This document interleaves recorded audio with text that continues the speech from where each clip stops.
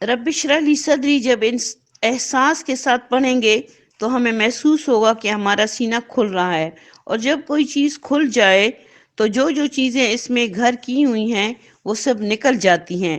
قرآن پڑھنے کے لیے جو مشکلات ہمارے سامنے آئیں ان کو تصور میں لا کر پڑھیں۔ وَيَسِّرْ لِي أَمْرِي، یا اللہ میرا یہ مشن کہ میں اس قرآن کو پڑھ لوں آسان کر دے۔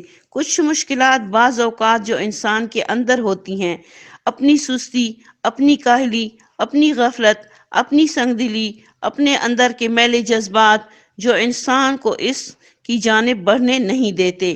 کچھ مشکلات شیطان کی طرف سے، کچھ معاشرے کی طرف سے ہوتی ہیں، تو یا اللہ ان کو آسان کر دے۔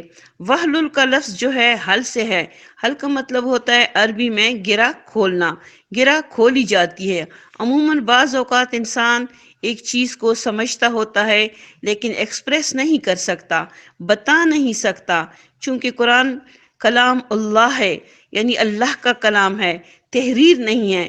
اس لیے ضروری ہے کہ انسان کلام کرے، اسے بیان کرے۔ بسا اوقات میں دنیا کی باتیں بہت اچھے طریقے سے بسا اوقات ہم دنیا کی باتیں بہت اچھی طریقے سے کرتے ہیں، لیکن جب دین کی بات آتی ہے تو ہم بتا نہیں سکتے، ایک پریشانی کا شکار ہو جاتے ہیں کہ پتہ نہیں میں صحیح کہہ رہا ہوں یا غلط کہہ رہا ہوں۔ تو اس کے لیے یہ دعا ہے، وَحْلُلْ عُقْدَةً مِّن لِّسَانِي، یا رب میری جو رکاوٹ ہے اس کو دور کر دے اور میں اچھے سے اچھے طریقے سے بتا سکوں۔ سب پڑھیں، رب اشرح لی صدری ویسر لی امری واحلل عقدۃ من لسانی یفقہوا قولی رب زدنی علما۔ رب کا مطلب ہے اے میرے رب۔ زد کا لفظ ہم اردو میں بھی استعمال کرتے ہیں زیادہ کے لیے، زد زیادہ کر دے، نی مجھے، علماً علم میں، یعنی میرے علم میں اضافہ کر دے۔ ایسا نہ ہو کہ جو کچھ مجھے آتا ہے بس میں اسی پر رہوں، اور مجھے زیادہ سے زیادہ عطا فرمائیے۔ وہ اس لیے کہ علم کی کوئی حد نہیں۔ دو چیزوں کا حریص ایسا ہوتا ہے کہ اس کی ہرس کبھی ختم نہیں ہوتی، ایک مال کا حریص اور ایک علم کا، کیونکہ جب ہرس ہوتی ہے تب اس چیز کو انسان جمع کرتا رہتا ہے، جب طلب ہی نہیں ہوتی تو پیاس ہی نہیں تو پانی تو چھوڑ، اگر بہترین ڈرنک یعنی شربت بھی اس کے سامنے رکھا ہو تو وہ اس کو نہیں اٹھائے گا۔ تو اس ہرس میں اضافہ کر دے اور مجھے دین کی سمجھ عطا فرما۔ دوسری دعا ہے اللہم فقہنی فی الدین، اور ایک آگے ہے اللہم انی اعوذ بک من علم لا ینفع ومن یعنی یا اللہ میں تیرے ساتھ پناہ لیتی ہوں ایسے علم سے جو مجھے فائدہ نہ دے۔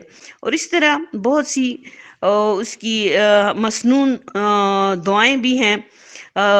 تو اللہ تعالیٰ نے قرآن میں حضور صلی اللہ علیہ وسلم کو سکھایا وَقُلْ رَبِّ زِدْنِي عِلْمًا، تو حضور صلی اللہ علیہ وسلم کہہ رہے ہیں کہ اے اللہ میرے علم میں اضافہ کر دے۔ حالانکہ اللہ تعالیٰ کے بعد جو سب سے زیادہ علم اگر مخلوق میں کسی کو عطا کیا گیا تو وہ حضور صلی اللہ علیہ وسلم کو دیا گیا۔ وہ جب یہ دعا کرتے ہیں کہ مجھے علم میں بڑھا دے، میرا علم زیادہ کر دے، تو ہم بھی یہی دعا کریں گے۔ اللہ تعالیٰ ہی دراصل علم کا سورس ہے، حقیقی علم اس کے پاس ہے۔ بسا اوقات ایک انسان کے پاس بہت علم ہوتا ہے لیکن وہ اصل حقیقت سے آشنا نہیں ہوتا، ضرورت کیا ہے۔ اس لیے نبی صلی اللہ علیہ وسلم نے ایک دعا سکھائی کہ اے اللہ رب ارنی حقیقت الاشیاء کما ہی، اے اللہ مجھے چیزوں کی حقیقت بتا جیسے کہ وہ ہیں۔ ایسا نہ ہو کہ ہم کسی شک و شبے میں گرفتار ہوں اور ہم کسی چیز کو سمجھیں کچھ اور حقیقت میں کچھ اور ہو، یہ تو پھر دھوکہ کھانے والی بات ہے۔ ایسا نہ ہو کہ ہم اپنی ساری زندگی ایک فریب میں گزار کر چلے جائیں، اللہ کے بارے میں، آخرت کے بارے میں، اس دنیا کے بارے میں فریب کا شکار ہوں، اور جب ہماری موت ہو تب ہم پر حقیقت آشکارا ہو جائے اور پھر ہم لوٹ کر بھی آ نہ سکے۔ اس لیے علم کی زیادتی کے ساتھ ساتھ حقیقی علم کی تمنا کرنی چاہیے۔ انسان کو جو علم عطا کیا ہے وہ بہت کم ہے، اللہ تعالیٰ کے علم کے مقابلے میں اتنا بھی نہیں جتنا ایک سمندر کے مقابلے میں ایک قطرہ ہے۔ موسیٰ علیہ السلام اللہ تعالیٰ کے نبی تھے، اللہ تعالیٰ کے ان پر بڑے احسانات تھے. جب ساری قوم کو جان کا خطرہ تھا تب اللہ تعالیٰ نے ان کو زندگی دی. اور یعنی اس کی ماں نے جب اللہ تعالیٰ نے کہا کہ اس کو بکس میں ڈال دو تو اس وقت اس کو اللہ تعالیٰ نے بچایا. اور پھر اس کے ساتھ بہت سارے اس طرح واقعات ہوئے کہ جب وہ خضر علیہ السلام کے ساتھ سمندر میں کشتی میں بیٹھ کر جا رہے تھے تو راستے میں ایک چڑیا نے سمندر سے اپنی چونچ میں تھوڑا سا پانی لیا.